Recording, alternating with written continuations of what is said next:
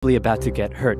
Back in England, Harold Godwinson is watching over the dying King Edward. Suddenly, he comes out with a shocking announcement. Hey, everyone, gather in. That's it. Come closer. Don't be shy. Okay, so I've got bad news. The king is dead. I know, very sad. But good news. He said that I should be the next king. So, hooray for me. And, oh yeah, he said that if he once told anyone else they could be king, that he doesn't like them anymore, and they should just stay in Normandy. And also he said that no one should ask any further questions. Okay, good talk. Go do whatever it is you do. Usually it took months of preparation to crown a new king, but Harold rushed it, and he had himself crowned the same day King Edward was buried. In Normandy, William's advisors came to him and said, "Hey Big Willie, bad news, Harold Godwinson has taken the English throne." And William was furious, so he sent an envoy to Harold who said, "William says you stole the throne and demands you immediately return it to him." Let me think about that. No. He said no. That bastard. Wait, I thought you were the bastard. Dude. Uncool. William immediately began gathering his armies together and preparing for an invasion of England. Now, killing a king was generally frowned upon in old-timey Europe because they were considered to have been chosen by God himself. So back in Normandy, William had to get God on his side. He needed the Pope's blessing for his conquest, so he went to the Pope and said, "Godwinson made an oath to me over holy relics, and then he usurped the throne. Can I kill him?" Sure, why not? So the Pope gave William his blessing, meaning William now had God on his side. Everything was ready to go. Just one problem. The wind. It was blowing the wrong way, and William had to wait with his army in Normandy, while Godwinson waited with his army in the south of England. They waited, and waited, and waited, and then William said screw it and sailed for England and got shipwrecked because the wind was blowing the wrong way.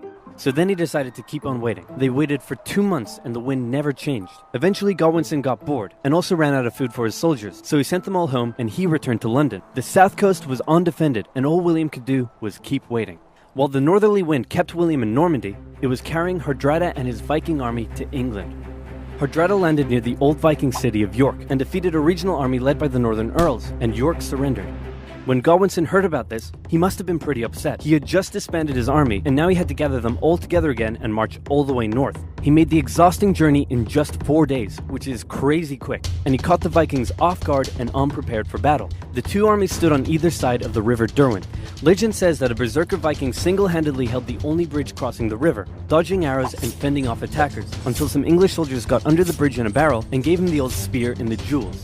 This gave the Vikings enough time to form a shield wall, but because they'd been caught off guard, many weren't wearing their chainmail and armor, and the English eventually defeated them, killing Hardrada, and with him, bringing the Viking era in England to an end.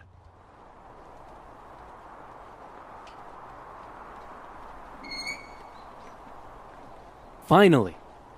William's fleet of over 700 ships and 14,000 men set sail and landed on the English coast at Pevensey and set up camp near Hastings. And Harold was still all the way in York. His exhausted army had to march all the way south just days after their battle with the Vikings. Harold made it to London and considered just staying there and waiting for William to come to him. But William forced Harold's hand by burning down a bunch of villages. Harold's army set out and met William's on the 14th of October, 1066, and both sides prepared themselves for the Battle of Hastings. The English were on a hill, so they decided to stay there because it was a good defensive position. The Normans approached, and the two sides probably spent a while yelling at each other. William and the Normans had a few tactical advantages over the English. The first were the archers. The Normans sent volley after volley of arrows at the English, who formed a shield wall in defense. Then William sent his infantry up the hill. The English threw anything they had at them, and the Normans couldn't break through the shield wall. Then the Normans' next tactical advantage came into play.